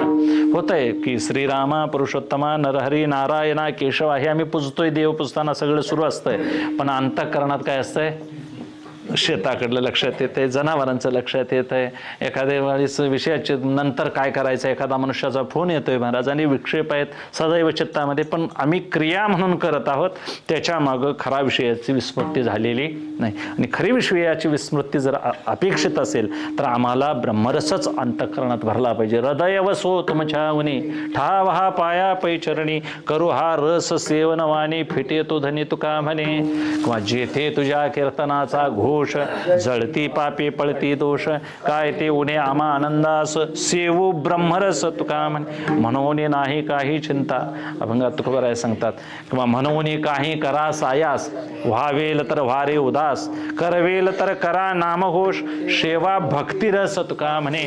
एक भक्तिरस सेवन करायला पाहिजे, एक ब्रह्मरस सेवन करायला पाहिजे, आणि एक रस, इतर रस पुष्कळ आम्हाला माहिती आहेत. आमरस वासुव सांगतात बघा, ते सुधारस आणि कोणकोणते रस आहेत महाराज. या रसासाठी फार तळमळायची गरज नाही. एक रस असा आहे की त्याचं सेवन फक्त सात्विक पद्धतीनंच करता येतं.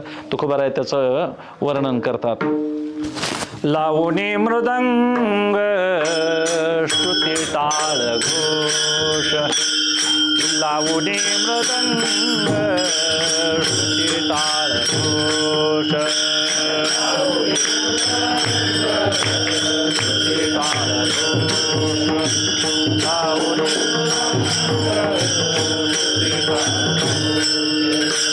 लावणे मृदंग श्रुती टाळ घोष, लावणे मृदंग श्रुती टाळ घोष,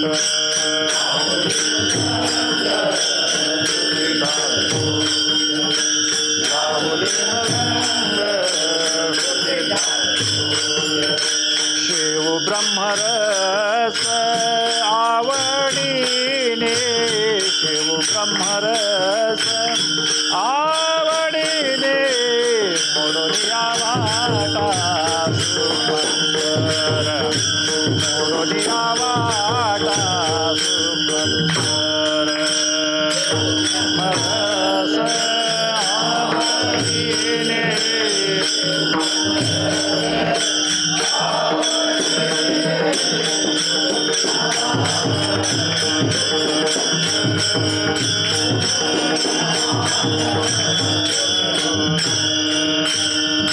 लावणी मृदंग श्रुती टाळ घोष, लावणी मृदंग श्रुती टाळ घोष,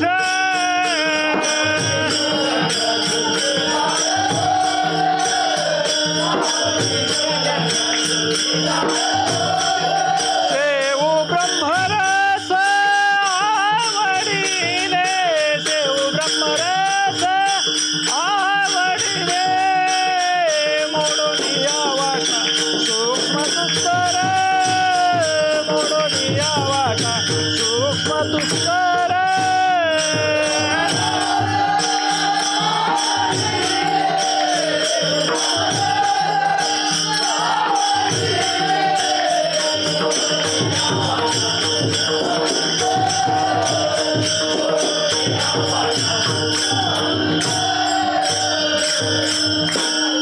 ब्रह्मरस सेवन करायचं आहे पण आवडीने. पद महाराजांनी अगदी योग्य घटले महाराज. संतांचं लिखाण कुठेही कुठल्या शास्त्राला करतो म्हटलं तसं करता येणार. शेवू ब्रह्मरस आवडीने, आवड नसून कीर्तन उपयोग नाही, आवड नसून टाळ वाजून उपयोग नाही. ही विठीला धरलेल्यासारखं आहे महाराज. मालकान रान करायला दिलेलं असतंय, मालक कीर्तन झालं की मग करद्यान काय करायचं मालकाच्या मनसमाधानासाठी उगाच पोतं टाकून कीर्तनला ऐकाय यायचं. मालकासाठी येतोय म्हणायचं काय, देवासाठी? मालकासाठी. तसं आमचं काय होतं, सांगितलंय म्हणून जायचं, लोक काय म्हणतील म्हणून उगाच उभा राहायचं. नाहीतर मनात अजिबात मुखे बोले ब्रह्मज्ञान मनी धन आणि वक्ता सुद्धा. तसा महाराज सगळ्यांची सेवा जर अशी महाराज द्विविध अंतःकरण वृत्ती नसेल तर मग आवड पाहिजे, आणि ती आवड अंतःकरणपूर्वक असेल तर ब्रह्मरस सेवन करता येईल. ही आवड का उत्पन्न होत नाही तर विषय योग्य आहेत असं अजून आम्हाला वाटतंय. विषय अयोग्य असं ज्या दिवशी कळेल महाराज त्या दिवशी ब्रह्मरसाची गोडी आम्हाला जास्त वाटेल. हो का? एक नाथबाबांनी उदाहरण दिलं. मजूर ज्यावेळी जुन्या काळामध्ये एखादी माघारीने अन्याय करता विश्वासातला मजूर लोक पाठवायचे माघारणीला अन्याय करता, आणि मग तिला आणून तो मजूर विश्वासी आपल्या सासरात आणून सोडलं पतीजवळ की तो मजूर मागं फिरायचा. आणि मग आता ती मुलगी जिला सहवासानं आणलेला जो मजूर आहे त्या वाटचालीत त्याची संगत आहे, पण आता माहेर सासरात आल्यानंतर ती त्याचा काय सोडते, त्याचं चिंतन सोडते. आता पतीशी एकरूप झाल्यानंतर आता ती सगळ्याचा त्याग करून महाराज पतीही विस्मरणात आहे. आता मजूर काय झाला, विस्मरणातून निघून गेला. पती लाभल्यानंतर मजूर विस्मरणातनं गेला. पती मिळे तोपर्यंत मजुराची सोबत होती.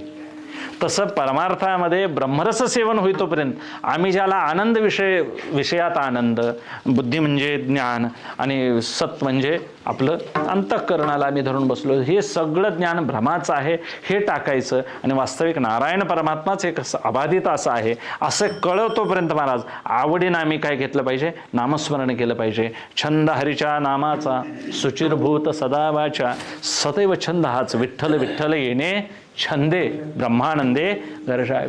सदैव हाच छंद घेतला तर मग आमच्याकडून महाराज नाथबाबा त्याच्या पुढे उदाहरण देतात की ज्याला ब्रह्मरसाचं पान झालेलं आहे तो लौकिक विषयाकडे त्या योग्यतेनं बघत नाही. एका राजामध्ये हत्तीनीच्या सोंडेत माळ दिली आणि राजा ठरवायचा होता महाराज. तिथं एक भिकारी काय झाला, फिरत फिरत फिरत फिरत एक गेलं. ह्याच्या पायात महाराज 2 रंगाची 2 चपलं, कपडे सडी नव्हती. हत्तीन फिरत आली नाही, कर्मधर्म संयोगाने याच्या गळ्यात मारलं. ह्याला उचललं महाराजांनी, नदीला नेऊन धुवून घालून आंघोळ चांगला चोख करून महाराज पालखीत बसवून आणला. आता हा कोण ठरला, राजा ठरला. ह्याच्या मागं काय होता, भिकारी म्हणा. आता प्रारब्धानं हा राजा बनला. आता महाराज पालखीत बसल्यावर ती 2 रंगाची 2 चपलं त्याला आवडतील? माझी जुनी कापडं कुठं आहेत बघा म्हणेल काय तो. पूर्वील न विसरे मागील तुटके मोचडे, पुष्कळ वर्णन आहे महाराज. मागली जुनी तुटकी चपलं त्याच्या लक्षात येणार नाहीत.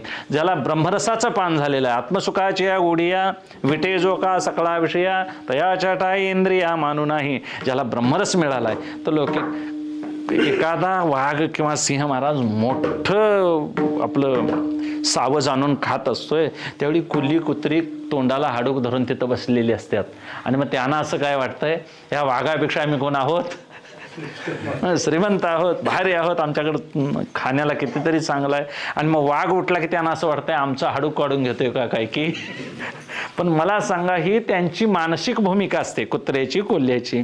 तशी सामान्य जीवाची भूमिका, मी इथून गेलो, कोण जर मला प्रतिबंध आला तर माझं हे विषय काय होऊन जातील, नाश होऊन जातील, कोणतरी काढून घेईल, कोणतरी माझ्यावर जबरदस्ती करेल. नाही महाराज, हे प्रारब्धगत मिळतात. प्रारब्ध असेल तर मिळतं, अन्य मिळत नाही अशी अनित्यता कळवून घ्यायची.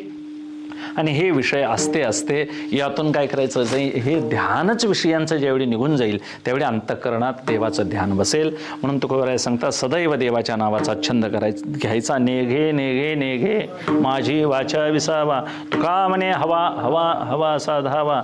सदैव देवाचं स्मरण झालं तर मग त्याच्यासाठी उदाहरण देतात की लाभाची असोसे पुढे चाले म्हणा, की धनाचा कृपणा लोभ जैसा, एखाद्या कृपणाला धन हे महाराज किती आवडतं, जीवापाड. परत त्याला धन खर्च करावंसंच वाटत नाही, तो साठवूनच ठेवतो. आणि एवढा लाभ असतो त्याच्याजवळ, लोभ असतो की त्या लोभापायी महाराज तो स्वतःचा जीव देखील तिथं काय ठेवतो, गहाण ठेवतो. प्राण गेला तरी महाराज कमळावर जो भुंगा बसतो, कुचुंबेल या शंका, केसर सुद्धा तो काय होईल, हलेल, मोडेल. म्हणून कमळावरी भ्रमर, पाय ठेविती आरुवार, कुचुंबेल केशर या शंका. एवढं विषय सुख महाराज ते गुप्तपणे भोगतात, कळत सुद्धा नाही. भुंग्यानं कधी मकरंद काढून घेतलाय. आम्ही संसारात कोणाला लागल, कोण काहीतरी बोलल म्हणून अगदी आदबीनं वागला आतापर्यंत, कुणाला कळायच्या अगोदर. तरी देखील महाराज विषय सुख हे. त्याच तलावात कोणतरी महाराज हत्ती येतोय रात्रीला आणि सगळं तलाव काय करून टाकतोय, खडून ढवळून टाकतोय, काहीतरी कमळं उपटून टाकतोय, काही खाऊन टाकतोय. त्यात एखादा भुंगा अडकलेला आता महाराज मोहान बसलेला, भ्रमरभेदी कोडे भरतैसे काष्ट कोरडे, ते हत्तीच्या पोटात जाते, काही तुडवून मरतय. असे सामान्य जीव महाराज या विषयाच्या नदीमध्ये कित्येक या रणांगणामध्ये काय झालेले आहेत, पायदळी गेलेले आहेत. यात एखादाच शुकदेवा आणि ध्यान धरोनी, येडका आणला आकळोनी, एका जनार्दनाचे चरणी बांधिला जेणे. शुकाचार्य यांच्याजवळ जेवढं अप्सरेसाठी परावृत्त करण्याचं वैराग्य होतं, तेवढं आमच्याकडं वैराग्य नाही. म्हणून हे विषय दिसताना आम्हाला गोड दिसतात, चांगले दिसतात. योग्य अशा पद्धतीनं त्याचं आम्हाला काय वाटतं, आकर्षण वाटतं. हे आकर्षण असते असते असते त्याग करायचा. आणि धनाचा आणि लोभी माणसाचं उदाहरण दिलेलं आहे. म्हणजे अगदी त्याला नियम म्हटलं तर धन महाराज सूर्योदयापासून रामप्रभूकडे एक म्हणे धन आणण्याकरता गेला. राम आदल्या दिवशी पैसे मागण्याकरता गेला, एक आणा, 1 रुपया 5 रुपया द्या म्हणून. रामप्रभू म्हणाले, काय मागतोस, मी रामराज्य आहे म्हणाले, तुला काय कमी पडणार नाही एवढं, उद्या येऊन नाही म्हणाले. उद्या सकाळपासून संध्याकाळपर्यंत काय कर, काय न्यायचं ते ने. महाराज त्याला रात्रभर झोप लागणे, सूर्य अजून का उगवाय नाही म्हणून तो जागाच होता. कशाला, रात्री लवकर उगवावा. आणि सकाळपासून जो गटडी बांधत होता महाराज संध्याकाळपर्यंत, संध्याकाळी वेळ संपली, दिवसभर बांधेल तेवढी न्याय पाहिजे होती, काय बांधून त्यांच्याच त्या आगारात ठेवायची. तिथंच गटली बांधित बसले म्हणा. आणि जातेल्या टायमाला म्हणाले आता काय न्यायचं. मग आता एवढा लोभ होता गटळ्यांचा न्यायचा, खरं ती वेळ त्याला सांभाळता आली नाही. आमचं देखील असं होतंय, लोभ ठेवून, लोभावरी ठेवणी मन, लोभावरी ठेवणी हेतू, आम्ही सगळ्या काही गोष्टी करतो, पण आपल्याला त्या लाभतील असं सांगता येत नाही. म्हणून लाभाच्या सोसे पुढे चाली म्हणा. असते असते मनाला सदैव देवाच्या नावाचाच काय लागावा, छंद लागावा. त्या लोभी माणसाला कसं धन हवं आहे, तसं आम्हाला भक्ताला देवाचं नावच सदैव हवं असावं. तुकोबाराय महाराज एक दिवस बहिर दिशेला गेले आणि त्यांच्या मुखातून विठ्ठल विठ्ठल नाम आलं. काशीतनं आलेला ब्राह्मण म्हणाला की तुकोबाराय हे असं करणं बरं नाही. बाबा म्हणाले, तुम्ही लांबून आलाय, थकून आलाय, म्हणाले आजचा दिवस माझ्यावर राहा, वस्ती राहा, आणि मग तुम्हाला मी उद्या सांगतो म्हणाले. झोपल्यानंतर रात्रीच्या वेळेला मध्यरात्रीला महाराज विठ्ठल विठ्ठल आवाज यायला लागला. इथं तो ब्राह्मण झोपलाय, महाराज इकडं झोपलेत, आणि मंजूळ असा आवाज यायला लागलाय महाराज, विठ्ठल विठ्ठल विठ्ठल. अगदी मध्यरात्र आहे. तो ब्राह्मण इकडे तिकडे बघतोय, कोणी विठ्ठल विठ्ठल म्हणायला तिथं हजर नाही. आणि इकडे महाराजांच्या गोधडीतनं तो आवाज यायला लागलेला होता. आणि मग त्याने गोधडी उघडलीने बघितलं तर महाराज देहीच विदेही दशा. महाराज झोप तर लागलेली आहे, श्वासोश्वास तर घोरा लागलेत, आणि ते वाचा मात्र काय म्हणत आहे, विठ्ठल विठ्ठल म्हणत आहे. त्या महात्म्याला असं वाटलं, ज्या महापुरुषानं झोपेत या वाणीला विठ्ठल विठ्ठल म्हणायचा एवढा अभ्यास लावलाय, त्या महापुरुषाला मी सकाळी उगच सांगितलं म्हणाले, बहिर्दिशेला जाताना विठ्ठल विठ्ठल म्हणायचं. माझा अधिकार नाही. झोपलेल्या महाराज तुकोबारायांना दर्शन घेतलं आणि तो महात्मा निघून गेला तिथून. हेतू काय, शहाण्या पुरुषाला उपदेश करण्यासारखी आपल्याजवळ योग्यता नाही. महात्म्याचं सदैव स्मरण सुरू असतं. महात्मानस्तु मापार्थ, की जे ज्ञानगंगे नहाले, पूर्णता जीवन झाले, जे शांतीशी आले पालवनवे. म्हणून महापुरुषांचं जे नामस्मरण आहे ते अगदी कळवून आहे. म्हणून त्यांच्या अंतःकरणात विषयाचं अजिबात स्मरण नसतं. विषयाचं स्मरण नसल्यामुळं सदैव अंतःकरण ध्यान नामस्मरणानं भरलेलं आहे. आणि लोभी पुरुषासारखं माझं मन पांडुरंगा तिकडं सदैव धाव घ्यावं. आणि असं धाव घेणारं मन अशा वेगानं जावं की तुका म्हणे गंगा सागर संगमी. गंगा आपला सगळा पाण्याचा भार घेऊन धावत धावत धावत कोणाच्या भेटीला जाते, सागराच्या भेटीला जाते, समुद्राला भेटीला जाते. त्यावेळी आपलं सगळं वृत्तीज्ञान, जसा जीव देखील महाराज अज्ञान ज्ञान वृत्तीज्ञान हे सगळं घेऊन देवाकडे जायचं. आणि एकदा जीव सगळ्या उपाधीसह देवाकडे गेला की देव शुद्ध आहे, निरुपाधिक आहे, शुद्ध ज्ञान त्याच्याजवळ आहे. त्याच्यात आपण जाऊन मिसळलं की तो त्याच्यासारखाच करून ठेवतोय. तसं सागरा येऊने सरिते मुरडावे ठेले. सागरात एकदा गंगा गेली मग ती खडूळ पाणी, गढूळ, इतर काय बाधा आहे काही म्हणायची गरज नाही. फक्त नाम मात्र भेद राहतो, उपचारिक भेद म्हणायचा. आता गंगा सागराला मिळाल्यानंतर तिथं गंगा कशी मिळाली? का सागराला जाऊन ती भेटली, सागर तिच्यात प्रवेश झाला, का गंगेच्या पाणी सागरात प्रवेश झालं, काय सांगता येत नाही. तसं जीव एकदा नामस्मरणाच्या बळावर देवाशी तद्रूप झाला की मग अवघ्या झाल्या उर्मी एकमय, असं सदैव वाचेमध्ये जयांची वाचे माझे आलाप, दृष्टीभोगी माझेच रूप, जयाचे मन संकल्प माझा जीवा आहे, माझिया कीर्तिवीन जयाचे रीते नाही श्रवण, सर्वांगी भूषण माझी सेवा. असे सदैव हाताला, पायाला, कानाला सगळे आपण विसर पडण्यासाठी हे करायला पाहिजे महाराज.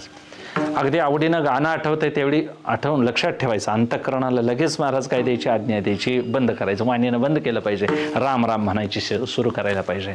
एखाद्या वेळेस आम्ही काही गडबडीत असतो, शरीराकडे सुद्धा माणसं लक्ष देत नाहीत महाराज. काम व्हायचं त्यावेळेलाच होतंय, काही बदलत नाही. उगाच गाडी पळवायची आणि कुठंतरी जाऊन डोका मोडून घ्यायचा, हे शहाणपणाचं लक्षण काय हो? नाही विल एखादी गोष्ट, मानवी जन्म परत मिळत नाही. हे शरीर नरदेह दुर्लभ जाना, शतवर्षाची गणना. लौकिक गोष्टीसाठी महाराज या शरीराला किती कष्ट देतात. अति कष्ट देणे हे तमोगुणाचं लक्षण आहे. म्हणून अतिशय कामही करू नाही, मोजकच शरीर राबवावं, याला झोप लागेल असं काम करावं. म्हणून चांगले संकल्प व्हायचे, चांगली कृती करत राहायची. आणि असं एकदा शरीराला यामध्ये वापरलं की लौकिक विषय त्यागायचेच आहेत महाराज, भोगायचे नाहीत. म्हणून सांडी मांडी परते टाकी, हे तर काय मांडतही बसायचं नाही आणि काय सांडतही बसायचं नाही. नाव घेतलं की सगळं काम होऊन जाते महाराज. देवाच्या नावातच एवढं सामर्थ्य असेल तर तुकोबाराय सांगतात ब्रह्मरस काय, भक्तिरस काय आणि लौकिकातला नामचिंतनाचे हे सगळे आनंदाचे रस. तुका म्हणे गंगा सागर संगमी, अवघ्या झाल्यावर मी एकमय, आणि माझी मजा झाली अनावर वाचा, माझी आता वाचा अनावर झाली. म्हणजे जीभ जरी धरली तरी महाराजांच्या सर्वांगातून विठ्ठल विठ्ठल येत होतं.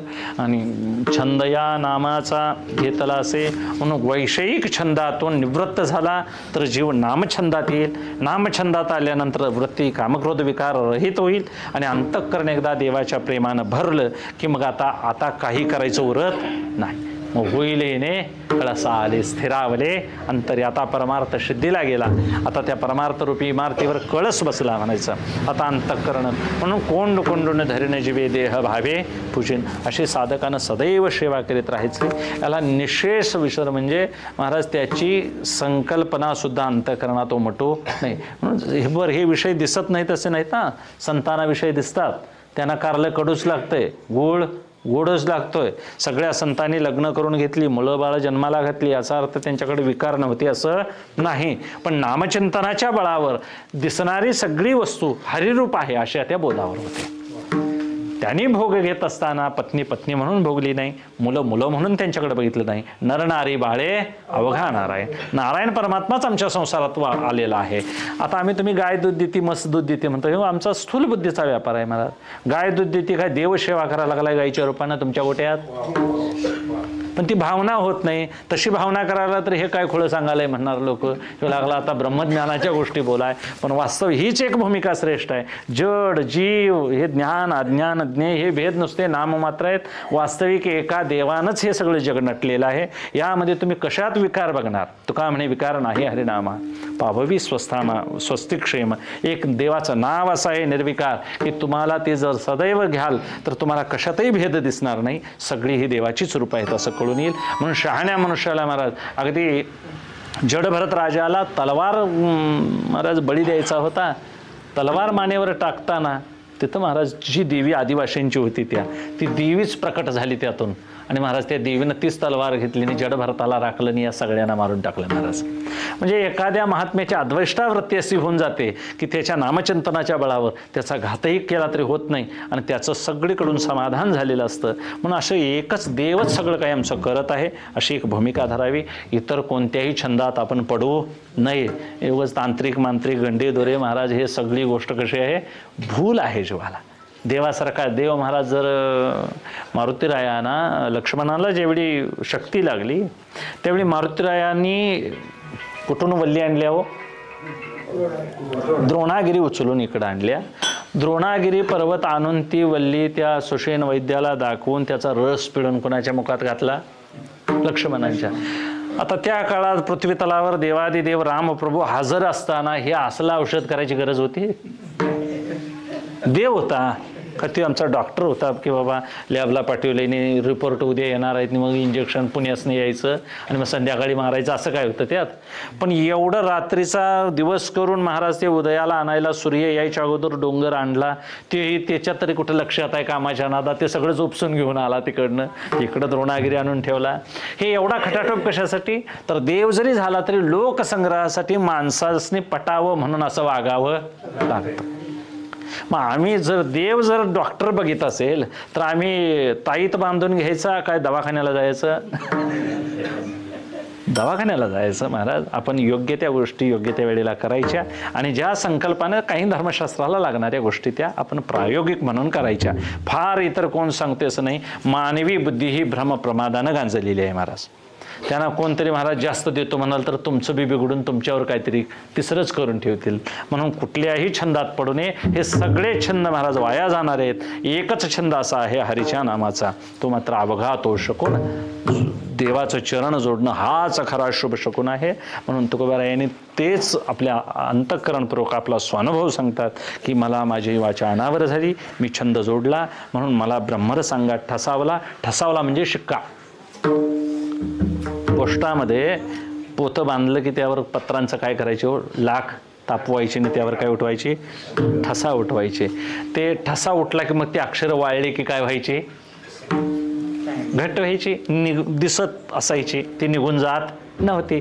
ठसा असा उठला पाहिजे, तो विरघळला नसला पाहिजे.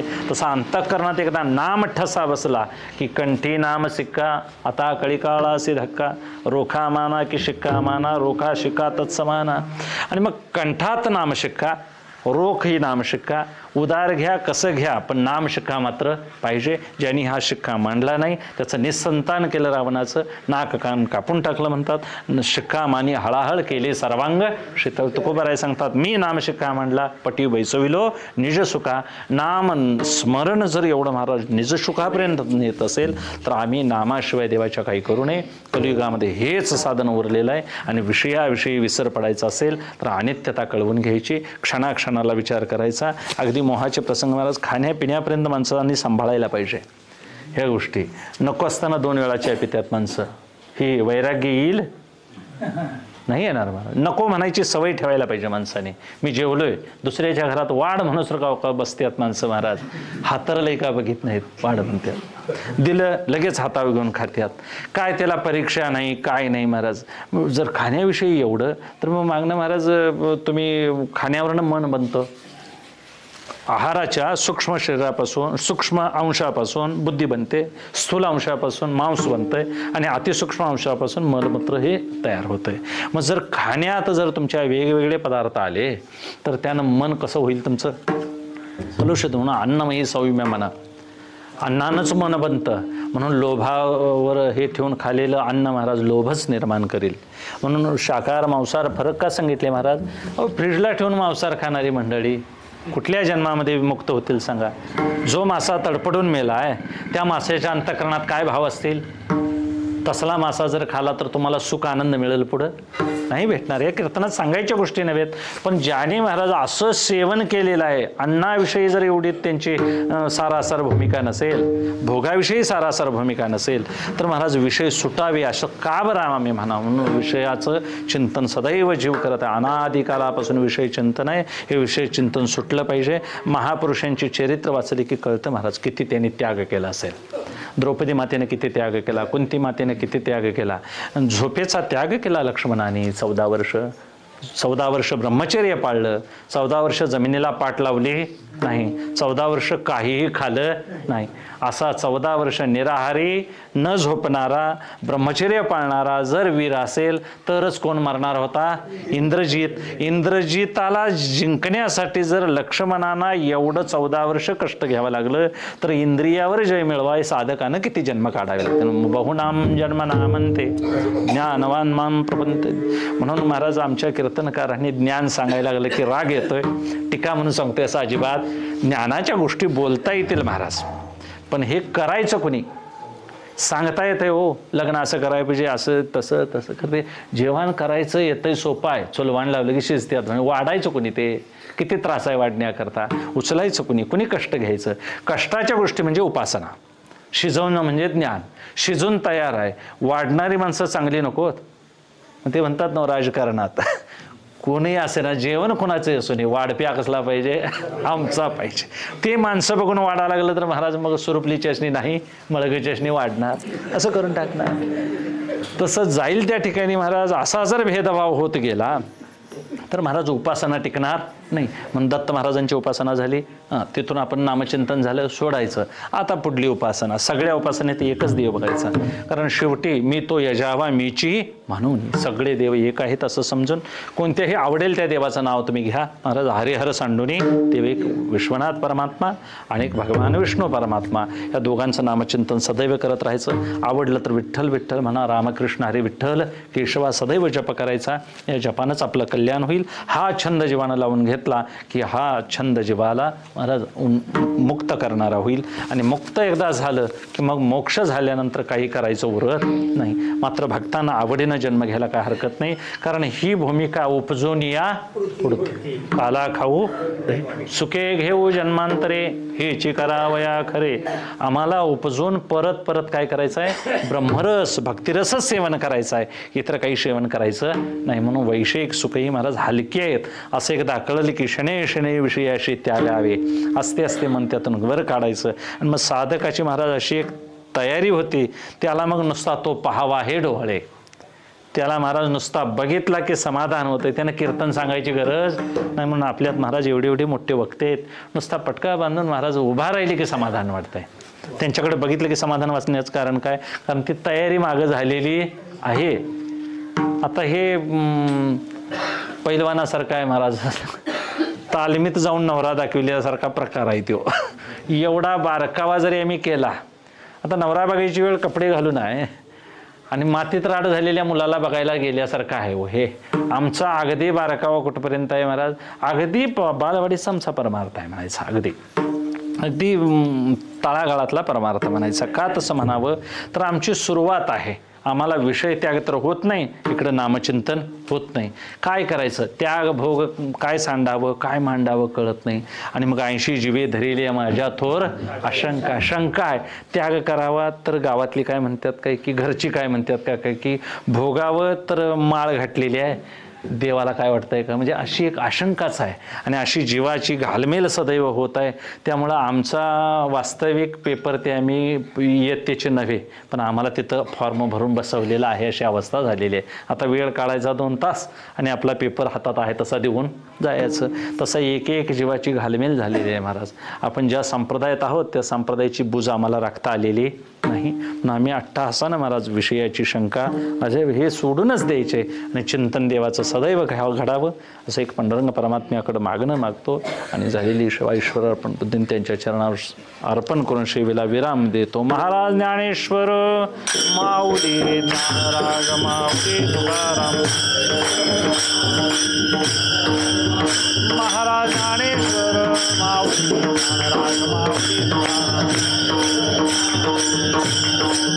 महाराज ज्ञानेश्वर माऊली ज्ञानराज माऊली तुकाराम. बोला पुंडरी कवरदार ज्ञानदेव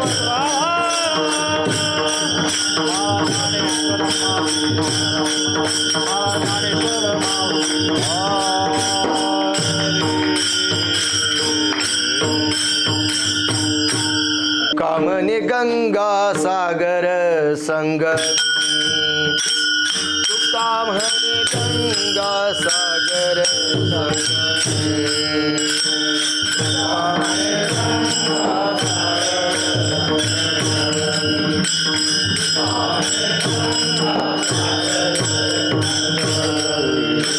तुका म्हणे गंगा सागर संगमी, तुका म्हणे गंगा सागर संगमी, तुका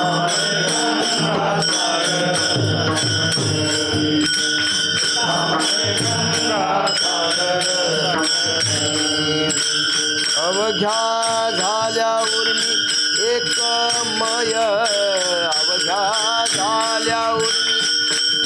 एकमय एकमय माझी मत झाली अनावर माझी मत झाली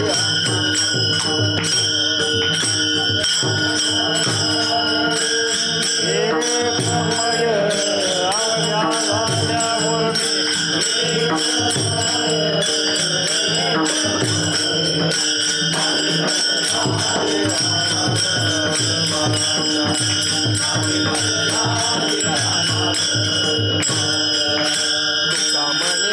अवघ्या झाल्यावर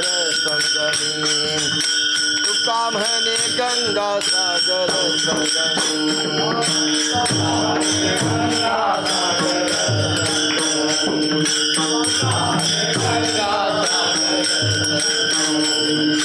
अवघ्या झाल्यावर मी एकमय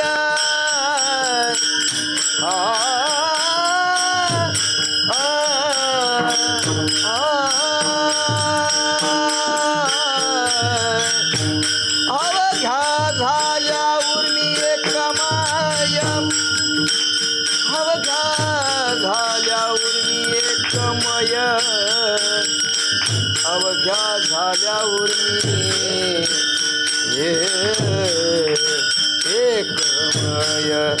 माझी मत झाली अनावर माझी मत झाली अनावर माझ्या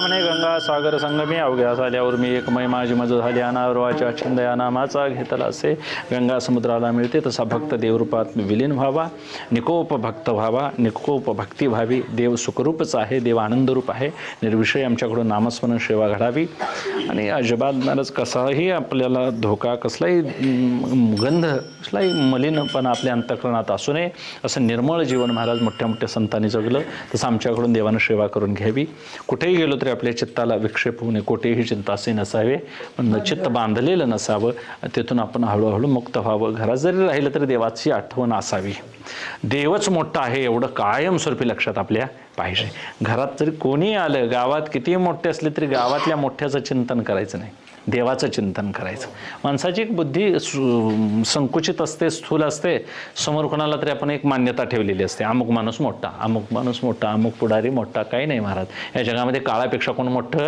नाही आणि काळ सगळ्यांचा ग्रास करत असेल तर तो काळही ज्याने महाराज जगा काळ खाया मी माता दिले पाय ते संत एक मोठे आहेत आणि काळाशी महाकाळ यशोदेशी तान्हे कृष्ण परमात्मा काळाचा महाकाळ आहे एक देव देवाधिदेव आणि एक संत हे दोन सोडून कुठलीही मान्यता अंतःकरणात बाळगायची नाही कोण मला सोडविल नि कोण माझा साथ देईल काही नाही अंतकाळीचा सोयरा तुका म्हणे विठोधळा एकमेव तोच उपयोगाला येईल अशी जोपर्यंत बुद्धी स्थिर होत नाही तोपर्यंत महाराज काही स्थिर राहील बुद्धी तोपर्यंत स्थिर नाही झाली तोपर्यंत अरिष्ट आल्याशिवाय राहत नाही देवाच्या बाबाच्या नाकात पाणी गेलं महाराज डोक्यावर देव होता तरी देखील देवाच्या बाबाचा विश्वास मागे सरी माय पावला आई उडी मारतो म्हणून आलेली ती सुद्धा मागं धाकते मागं धाकानं अंग घालते आम्ही ते सामान्य जीव आहोत म्हणून देवाच्या आईवडिलांच्या घरात ही परिस्थिती असेल तर आम्ही देखील अगदी चोख पाऊल टाकलं पाहिजे जबाबदारीने परमार्थ करायचा आहे सगळी जाणकार मंडळी आहेत सेवेदारी मंडळी आहेत सेवेच्या निमित्तानं महाराज पांडुरंग परमात्म्याचे तुम्हाला मला परमार्थाकरता आशीर्वाद लाभावेत